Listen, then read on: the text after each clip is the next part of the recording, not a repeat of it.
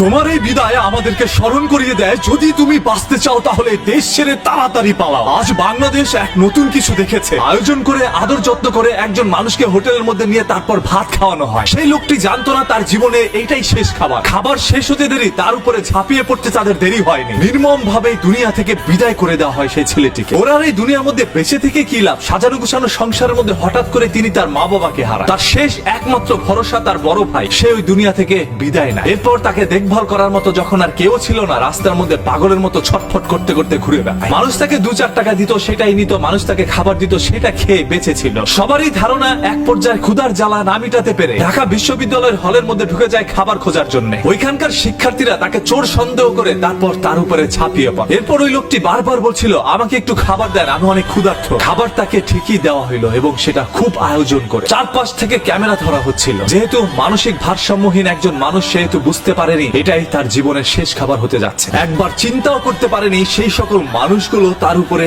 এইভাবে ঝাঁপিয়ে পড়তে পারে। বাংলাদেশের ইতিহাসে হয়তোবা এরকম কোন মহর্ষ ঘটনা আগে কখনো ঘটেনি। আজকের এই ঘটনাটি আমাদের সবাইকে চিন্তায় ফেলে দিয়েছে।